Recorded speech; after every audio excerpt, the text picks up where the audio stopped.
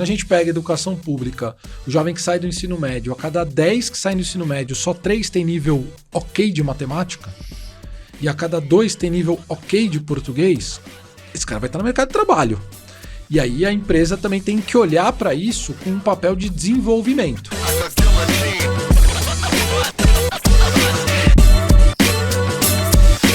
Oi pessoal, mais um episódio do Você Está Contratado. Eu e Gerson estamos recebendo o Rodrigo Dibi, que talvez você já tenha visto na televisão, né? Porque hein, Rodrigo? Agora, celebridade. Bom, mas o Rodrigo tem 25 anos de experiência em instituições sem fins lucrativos, passou pelo Instituto Ayrton Senna, Proa, Galena e hoje está no CIE. É isso aí. Focadíssimo em educação e emprego para jovem. Boa, bom, primeiro, mega prazer estar com vocês aqui, acompanho sempre, Você Está Contratado, só conteúdo fera. Privilégio estar com você, em especial, Marcelo é um cara inspirador aí há muito tempo.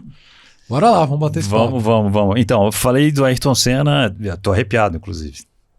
Não tem como não perguntar como é que foi a tua experiência no Instituto Ayrton Senna. Fala um pouquinho. Cara, eu passei 14 anos lá, né? E era uma relação muito próxima.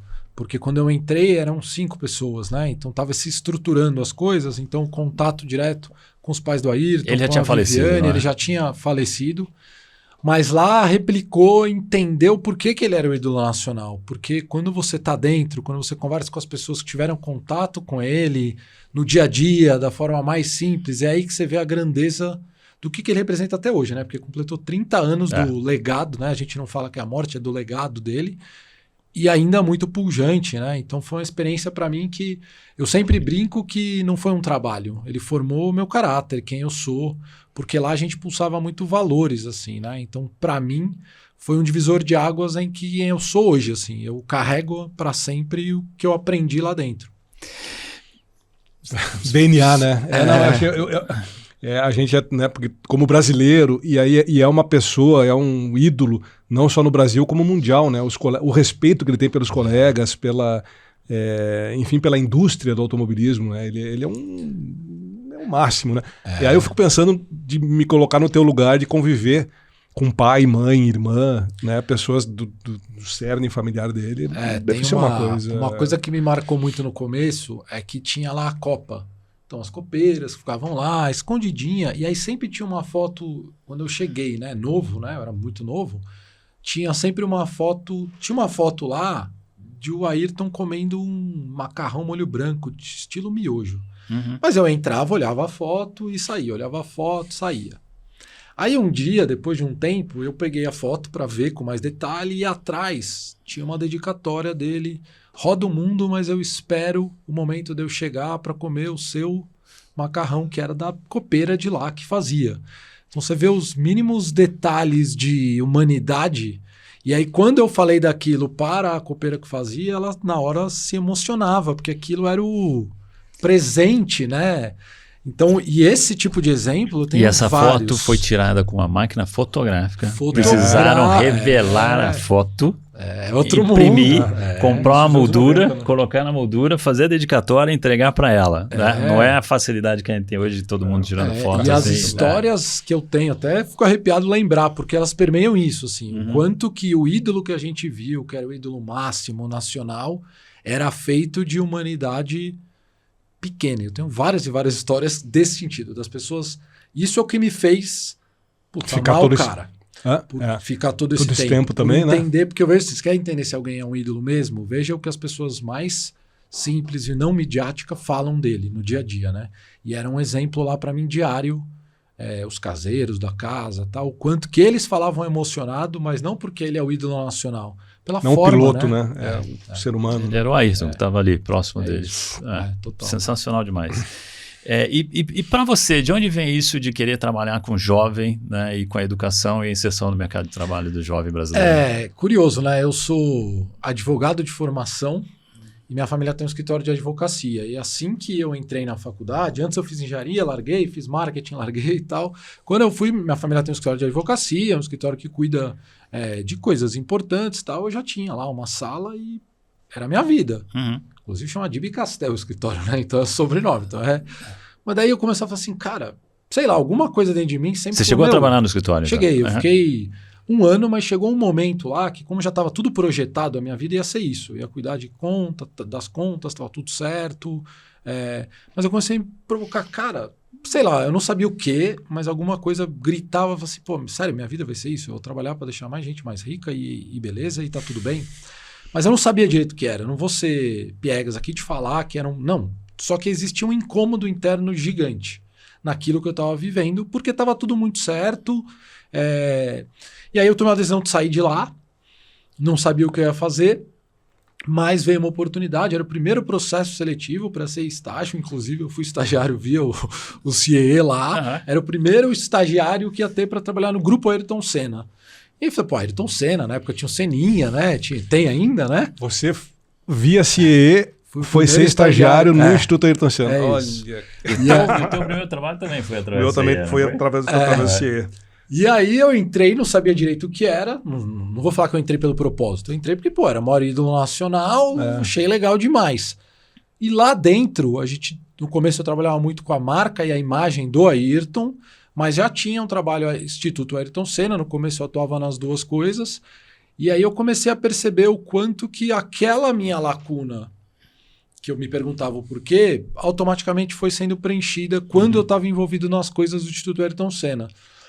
Tanto que, ia para Tocantins, ia para Manaus, para ver a realidade educacional, né? E aquilo me preenchia. E aí, automaticamente, eu percebi que, assim, cara, aqui é o meu lugar, porque me faz bem. Por mais que você se trabalhe de forma profissional, e lá sempre foi, mas preencheu.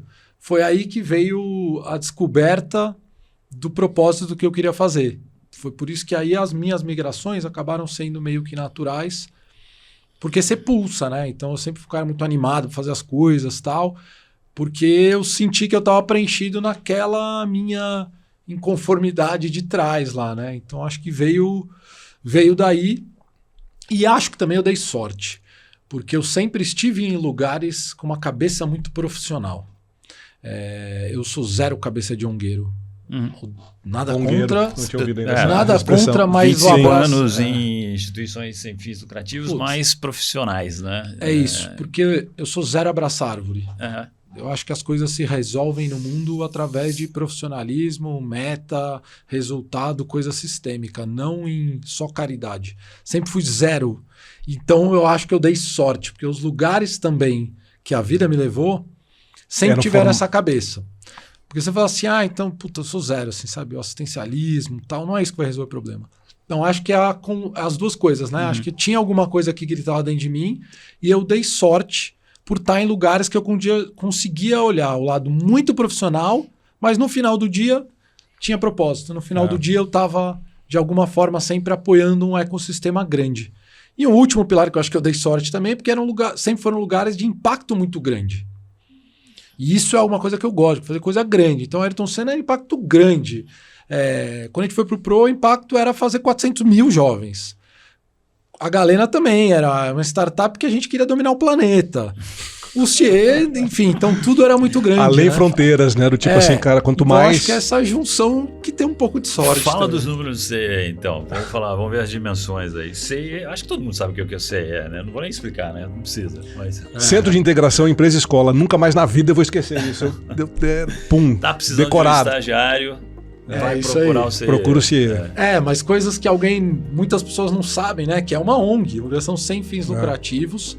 Os números me impactam sempre, e não só os números atuais, mas o que pode crescer ainda, mas para dar uma dimensão para quem está nos vendo aqui, o CIE gera mais de 300 mil empregos diretos por ano entre estágio e aprendizagem, são mais de 2.500 colaboradores, é um banco de cadastro de mais de 3,4 milhões hoje de jovens que procuram um número orgânico. Todos os meses eu abro lá o meu BI lá e tem mais de 100 mil cadastros novos, querendo uma oportunidade. Tem uma plataforma de cursos que tem 1,2 milhões de jovens se qualificando lá dentro. Nossa. Mais de 28 mil empresas parceiras, 17 mil instituições de ensino que são parceiras. Está presente no Brasil inteiro, em mais de 3 todos os estados. Todos os estados. Então é uma amplitude muito grande e acho que ainda tem muito para ser feito. Quantos anos de mercado? São 60 anos. Ao longo desses 60 anos, a gente fez o número lá, foram mais de 7 milhões de pessoas como a tua história, como a minha, que um dia foram mais de Você não 7 foi, milhões de Marcelo, não passou por pessoas. isso, né? Eu não fui estagiário. Já Olha começou, aí, já olha começou. Eu não sabia disso. Eu nunca fui estagiário. Mas isso fica Outro conversa. podcast. Eu nunca fui estagiário, é Mas ótimo, 7 Marcelo. milhões de pessoas já foram incluídas no mercado pelo CIE. Aí quando eu cheguei lá, eu fazia no palco, falava tal, eu falei assim, não, o CIE é a maior organização do Brasil. E aí o pessoal ficava com, o que esse louco tá falando no palco? Ninguém nunca sabe disso. Tira ele dali, né? Aí contrataram um economista para fazer o estudo. Aham. E aí o cara fez um estudo, a gente tem ele publicado, que efetivamente é a maior ONG do Brasil. Quando você junta orçamento, número de colaboradores, número de impacto, abrangência nacional, e aí agora eu posso falar tranquilo. Já brinquei com eles e falei, vou começar a falar que é a maior da América Latina. Vocês se viram aí para Corre comprovar. atrás e faz certeza a que é. conta. Não, eu também tenho. Só não pode falar? Não, olhando para o mundo Olha de o Brasil. emprego, Compara olhando o para o Brasil. mundo de emprego, É. efetivamente, eu não conheço ninguém no mundo que faz os números que você faz. É. Uma única organização que gera tanta coisa assim.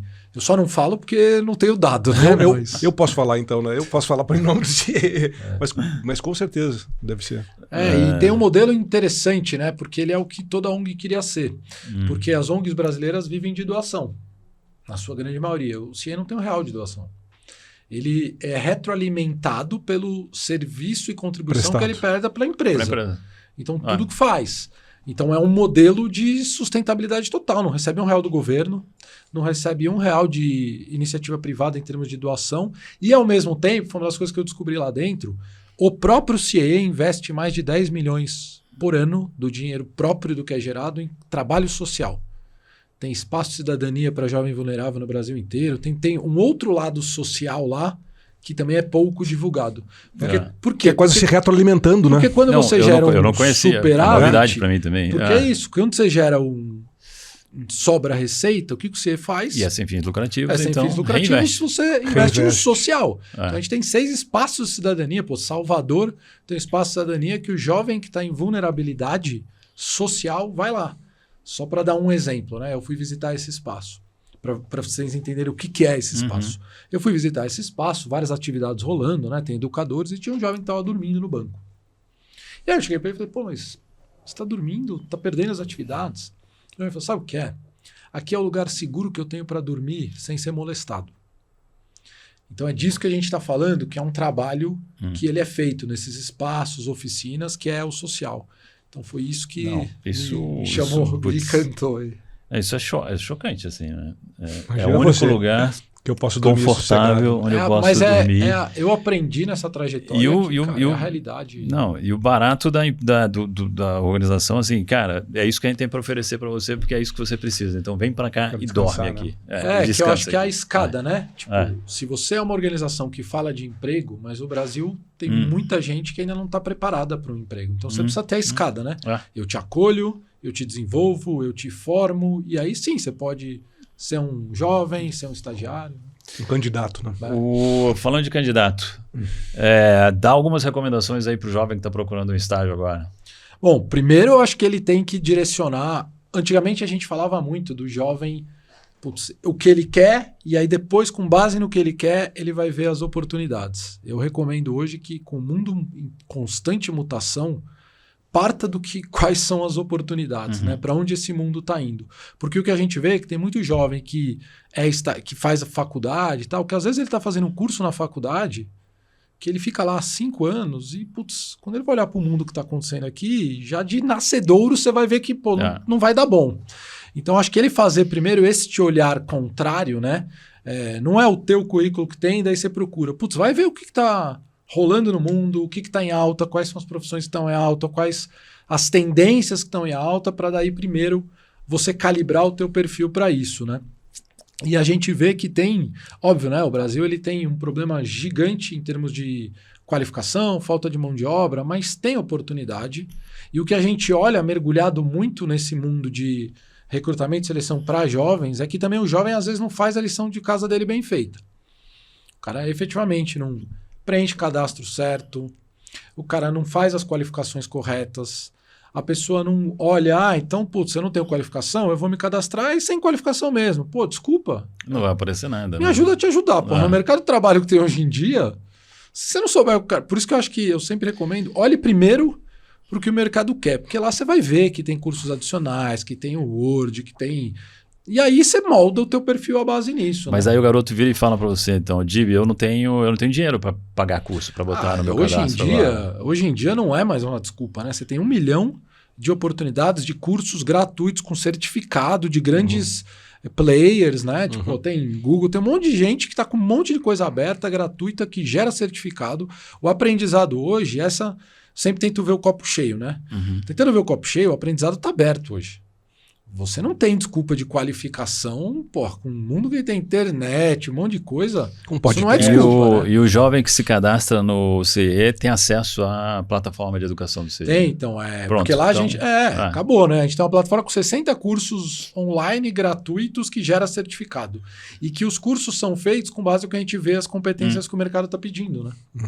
Então, justificativa de qualificação não rola, né? Tem hoje em dia... Então não preenche o seu cadastro de qualquer maneira, né? É isso. Investe para Esse fazer é o isso primeiro. bem. E se não souber fazer, recorre a quem para aprender assim a fazer a coisa mais bem feita? Se não sabe fazer o cadastro, É. Putz, o que não falta o próprio CIE tem orientação para tudo de como preencher um cadastro. E, joga no Google, se for o caso, assim, como preencher um cadastro bem feito, que hoje em dia tem 1 milhão de pessoas que vão te ajudar, que vão te apoiar. Às vezes nem precisa gastar dinheiro, não precisa gastar dinheiro. Mas eu acho que esse é um ponto importante, né? A gente vê muito jovem que faz o seu cadastro, mas o cara não para 40 minutos no silêncio e pensa nas coisas e vai atrás e raciocina. Não, o que eu quero com isso tal. Precisa ser um processo.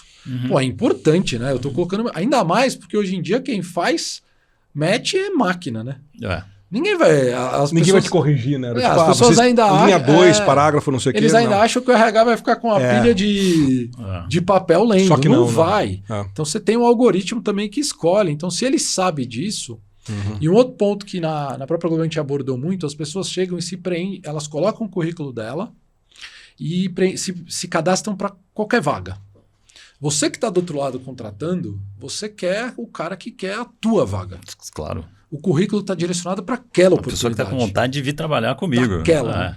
Tem um ponto rapidinho, mas que foi engraçado, né? Num dos episódios da Globo, eu falei para eles assim, eu quero fazer o seguinte, vamos chamar 6 pessoas distintas, de diversas idades, que estão procurando emprego.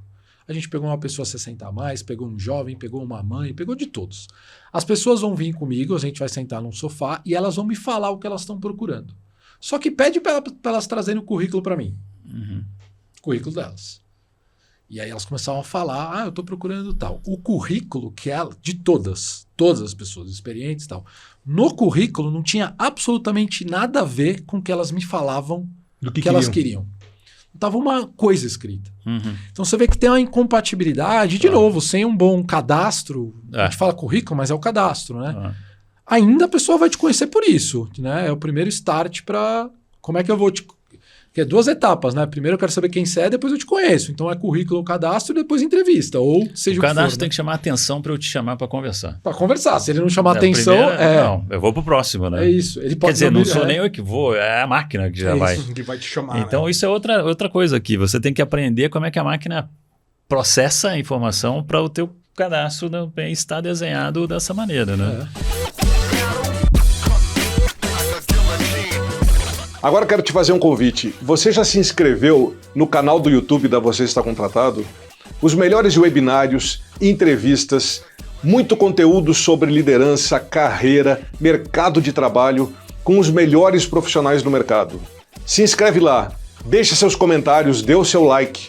Isso nos ajuda a buscar mais conteúdo e levar para você o que de melhor tem no mercado de trabalho. Espero o teu comentário por lá. E aí o jovem vira e fala, eu não tenho experiência nenhuma, o que eu coloco no cadastro? Assim? Então esse é um outro erro também, né? Porque isso foi muito minha trajetória, principalmente no PROA, a gente fazia lá um processo, a gente começou a fazer um processo que era simulação de entrevista de emprego. E a gente chamava profissionais de RH para fazer com eles, né?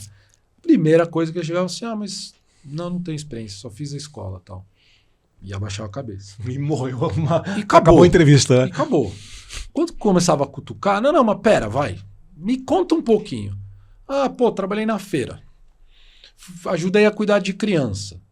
Tem elemento. todo mundo fez alguma coisinha. O cara faz bico em festa infantil, o cara fez coisa voluntária na faculdade. Quando a gente olha para isso, e aí eu sempre falei para o jovem até mais vulnerável que essa era uma fortaleza até.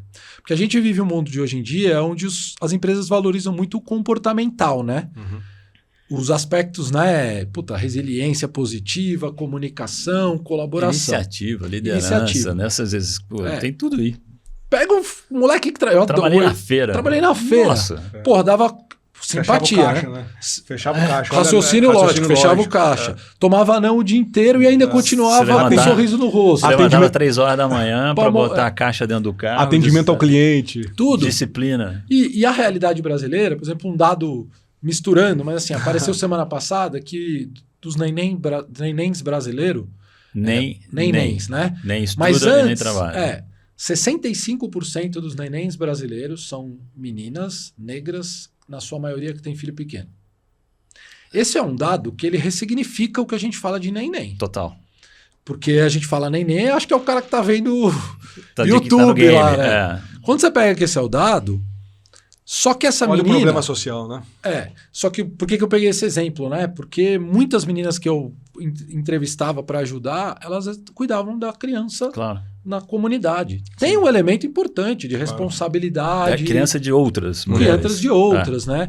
Então você tem um elemento. Então o que a gente fala quando não tem experiência é, olha para a tua trajetória real sem o paradigma de que experiência é algo formal. Porque dentro não de é uma sobre empresa, isso. dentro de um escritório. Ou remunerado. Né? E se eu sei que do outro lado está querendo olhar competência... e se eu sei que do outro lado está querendo olhar competências... Porque um jovem, óbvio que ele não vai ter um vasto currículo. Mas se eu quero competência, olha quantas competências tem nas experiências que a gente vive, né? Mas o jovem não consegue entender isso, né? É difícil... Ele não faz o depara. Não faz esse depara, né? Quando o entrevistador pergunta qual a sua experiência... Né? Não vai, na hora ele vai pro formal. Vai pro formal. Não tem experiência. Porque é meu primeiro emprego. É isso. A resposta é essa, né? Mas é porque é desconhecido mesmo. Ele não sabe o que é o trabalho. É isso. Ele não sabe o que é. Ele não sabe o que é competência. E é tão lógico, porque o jovem passa na escola durante muito tempo tendo um tipo de formação. Que é o controle, é a chamada, a disciplina. Levantar a mão. Levantar a mão, eu tenho uma prova e você tira 2, eu tiro 10, no dia seguinte a gente tem a mesma aula, eu aprendi que eu tenho que estudar antes da prova e tal. Aí quando o cara vai no mercado de trabalho, na hora, você está pedindo coisas totalmente diferentes, né? Protagonismo, assim, né? autonomia, colaboração, entrega de colaboração meta. Que na escola não pode, né? Colaboração na escola você está colando. E na escola a gente fala punido. pouco. Iniciativa. A gente tem que pedir permissão para falar, tem que pedir permissão para ter dúvida na escola.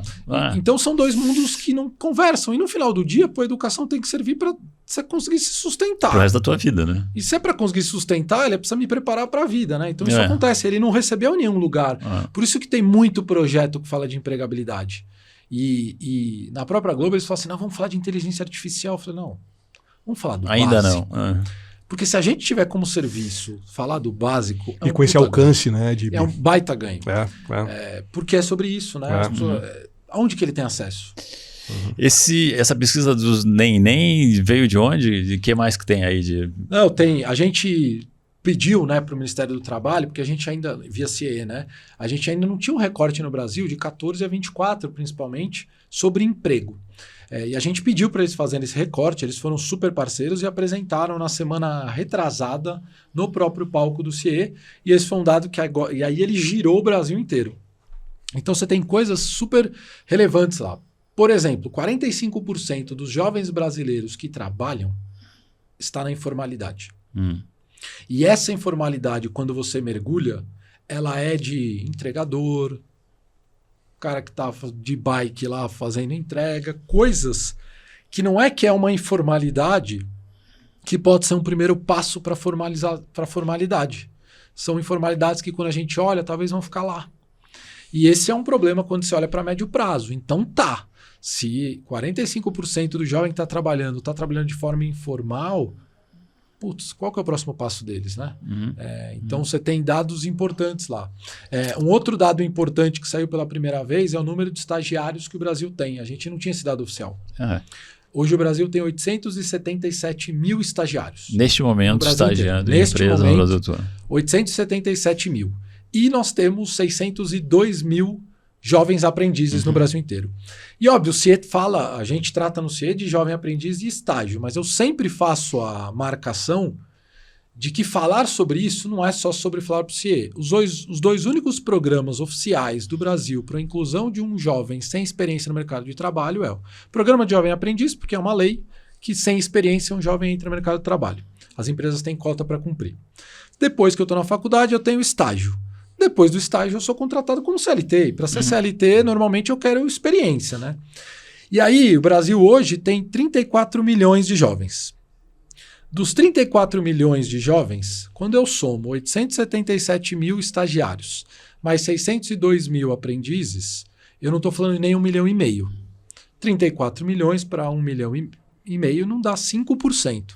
Então, o que a gente tem também é as duas portas de entrada da juventude no mercado de trabalho formal, elas hoje não dão nem 5% do que todo deveria precisaria, preencher, né? Por isso que você vê um nível de informalidade gigante, né?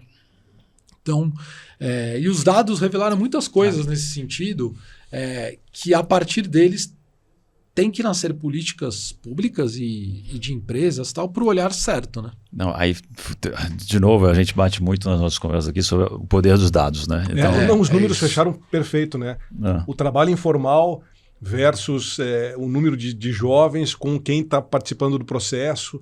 Tudo bateu, né? Pum, fecha 100%. Quando você olha, né? é lógico, fechou, né? Acaba sendo o dado sempre apoia por causa disso, porque vira lógica, né? Não vira o número achismo, né? Quando a gente fala de CIE, e a gente está falando do jovem, né? Primeiro emprego, e o não jovem entra nesse projeto também?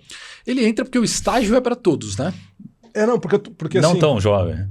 O não jovem tão é mais tempo. O jovem é mais tempo, né? Jovem é mais tempo. Como é que uma funciona? questão de ponto A de Sofia, vista. Você pode também colocar o A Sofia candidato. Esteves fala muito isso, que ela é jovem há mais tempo do que os demais. isso, Ela eu fala, vi a É fala uma questão dela. de cabeça, né? Mas é aberto também para essa pessoa? É aberto. Tem também um outro dado que é legal ver. O número de estagiários 40 a mais no Brasil, ele tem crescido.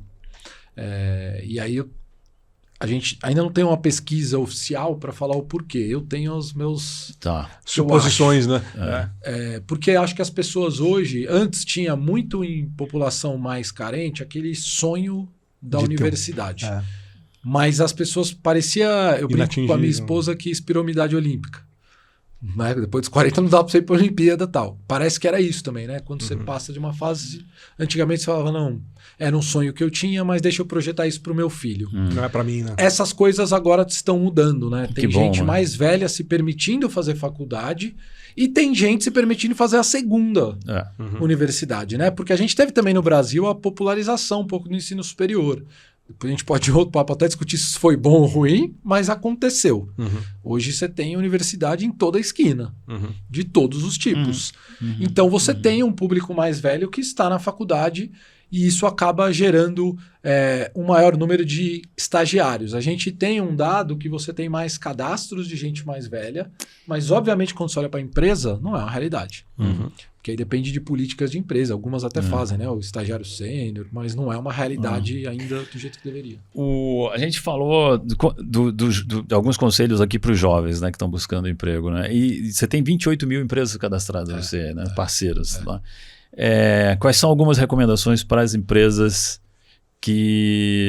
qual é o papel das empresas nisso, na inserção do jovem, né? A gente mudar um pouco esse quadro. Eu acho que assim, cada vez mais que a gente olha para desemprego, para essas coisas, existem muito discurso bonito de inclusão, de oportunidade, mas na prática as empresas querem selecionar os melhores, os mais bem preparados. Só que efetivamente a gente vive num país onde tem defasagens do nascedouro que não tem milagre, né? Quando a gente pega educação pública, o jovem que sai do ensino médio, a cada 10 que saem do ensino médio, só 3 tem nível ok de matemática, e a cada 2 tem nível ok de português, esse cara vai estar no mercado de trabalho. E aí a empresa também tem que olhar para isso com um papel de desenvolvimento. Quando eu pego um jovem, na sua maioria, ele precisa ser desenvolvido. Ser desenvolvido não é só aprender a função que ele está lá. Tem vários outros fatores. Porque é diferente, se eu pegasse um jovem que vem muito bem qualificado com a base, né, português, raciocínio lógico, matemática, ciências exatas, não, mas ele vai aprender só como é trabalhar. Infelizmente, no Brasil não é só isso. Então, o papel da empresa quando ela contrata um jovem, principalmente quando ele é um jovem aprendiz, né, que tem um nível de experiência muito menor, né, então ele é mais novo, ela precisa entender que eu não vou falar que é um papel social, porque senão a gente leva para uma outra caixinha, mas ele tem um papel de desenvolvimento de pessoa. Então aquele gestor que vai ter um jovem aprendiz, ele tem que entender que ele também tem um outro quadro de job description também, que ele vai desenvolver alguém. E vai desenvolver alguém na plenitude. Não, lê um texto melhor, dá um livro para ele ler e depois conversa. Então é dedicar um tempo para isso, que as empresas às vezes não estão muito dispostas, mas existe isso, né? Então acho que o papel da empresa, quando a gente fala de inserção, é entender que ela é responsável, cada gestor é responsável pelo desenvolvimento de um jovem lá dentro. Né? De um ser humano, né? Que está em início de formação. Né? Vocês têm mapeado já concentração, né? Porque tu fala dos números do CIE, é uma coisa assim, estratosférica, né?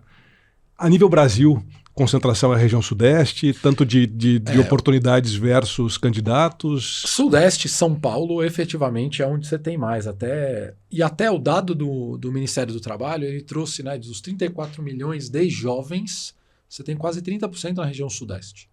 E jovens mesmo, né? Então você já tem uma concentração. Mas esses dados você precisa relativizar também, né? Porque 40% da economia brasileira está no estado de São Paulo. Então precisa ver essa proporcionalidade aí, se tem disparidade ou não. Com a demografia também, né? Mas você tem grande concentração da nossa grande operação, você tem em São Paulo, mas a gente é muito capilar, né? Então você tem realidades distintas. O que a gente percebe olhando para o mercado é que nas regiões mais distantes, nordestes, tal, a alocação, o famoso match, né? Porque às vezes você tem grandes fábricas, grandes indústrias que estão em outras regiões, claro, mas a qualificação daquela região, em termos educacionais, é muito pior. São Paulo é ainda um celeiro de qualificação melhor, né? A educação de São Paulo, tal, então Nordeste, outras regiões, tirando focos de luz, né? Que você tem, que são sempre faladas no mundo educacional.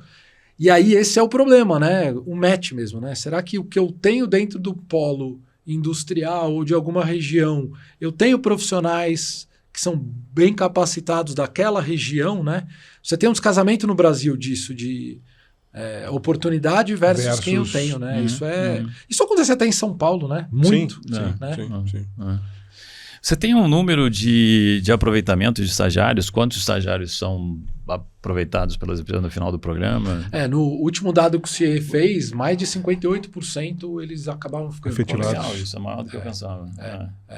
E o aprendiz também, a gente tem um dado que olha pro aprendiz. O dado oficial do aprendiz no Brasil é que só 15% dos aprendizes são efetivados. O dado que a gente tem no CIE é de 45%.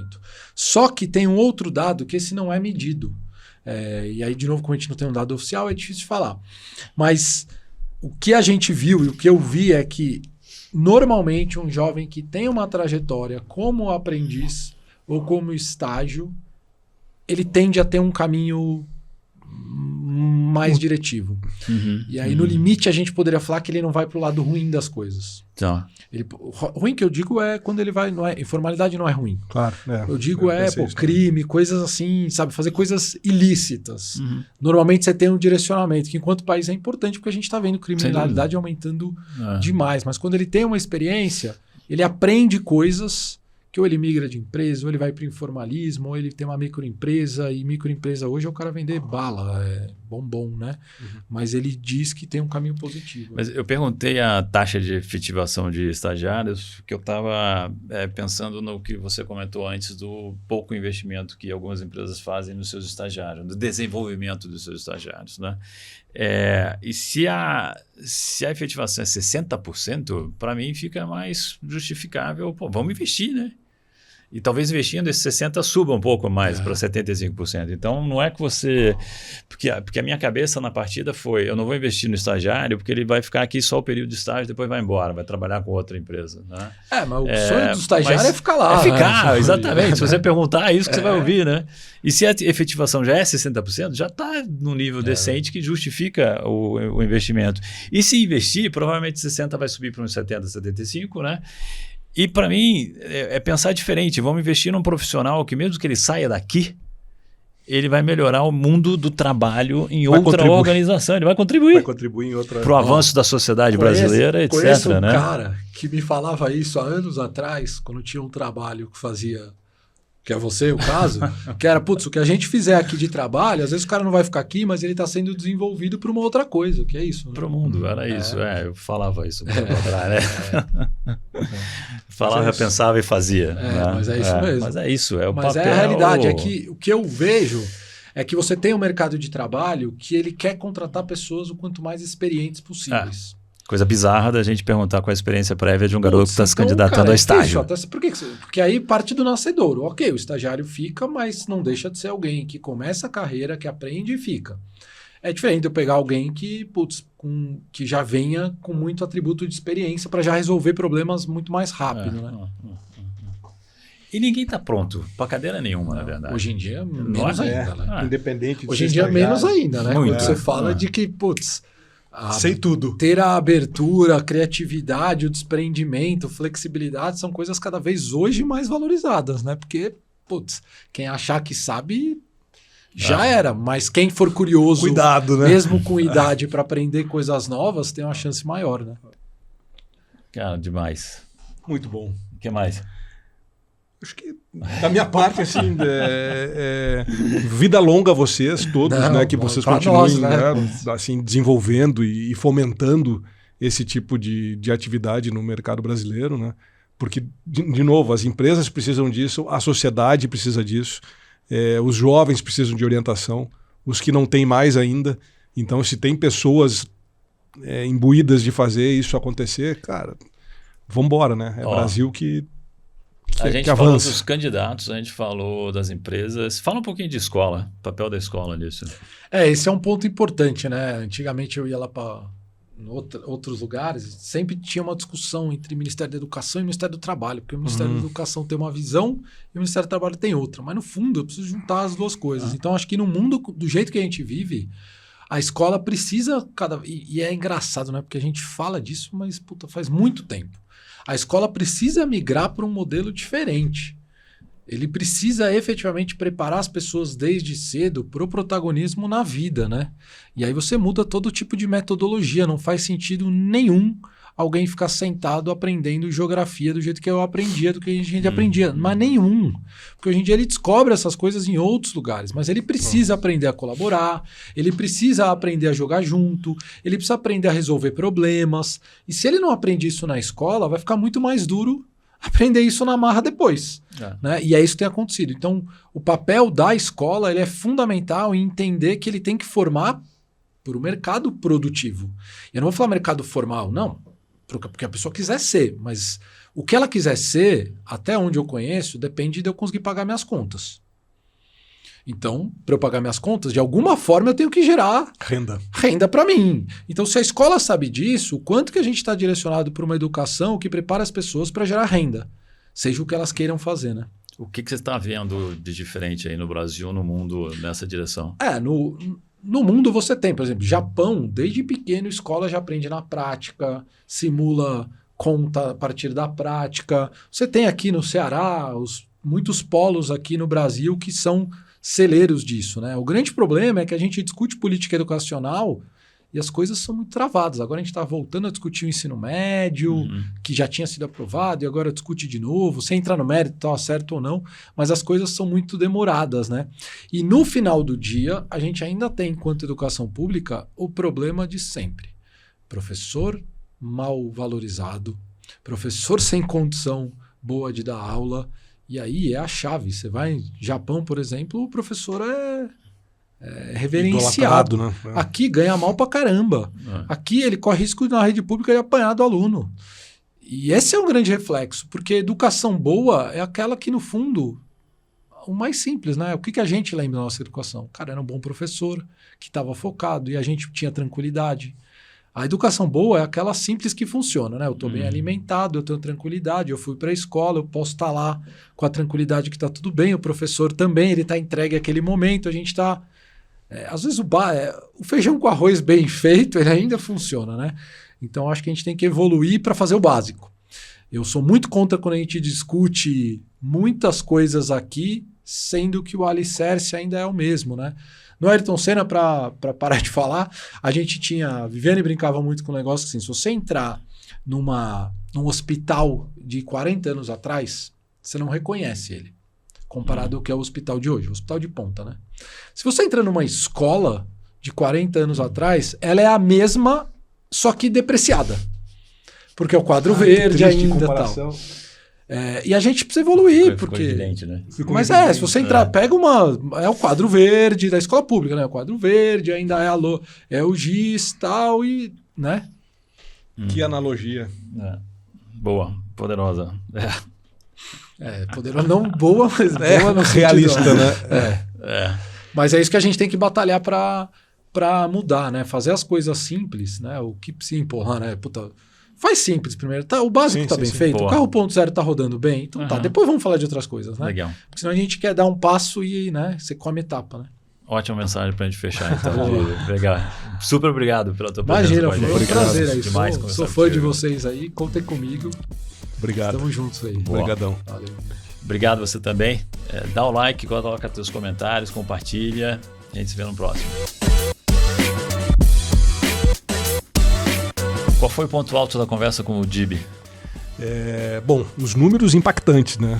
O alcance que o CIE tem hoje no Brasil, e sempre teve, enfim, mas ele trazer isso para essa conversa e a responsabilidade do CIE com relação à parte educacional, né? Educar esse jovem para o primeiro emprego, para o jovem aprendiz, enfim, como ele entra no mercado, como ele consegue esse emprego. Eu achei incrível o trabalho que eles estão fazendo. E para você? Para mim, ele trouxe vários dados interessantes desse mundo do trabalho, do primeiro emprego. E para mim, é muito impactante, né? Que o Ministério do Trabalho fez uma pesquisa em que eles quebram o que é aquela população que a gente chama do NEM. E ele mostrou de onde vem esse NEM, né? Então eu vou deixar para quem não pegou, volta lá no episódio e escuta de novo, que não é bem assim, né? Impactante. É um olhar discriminatório que a gente tem e que a gente não devia ter, né? A gente devia entender e devia trabalhar para resolver essas questões. Ficha técnica. Realização, você está contratado. Apresentação, Gederson Beck e Marcelo Nóbrega. Cinegrafia e áudio, Juscelino Gonzalez. Assistência, Anne Costa. Edição, Unique. Direção, Fernando Vítulo. Gravado nos estúdios da Unique.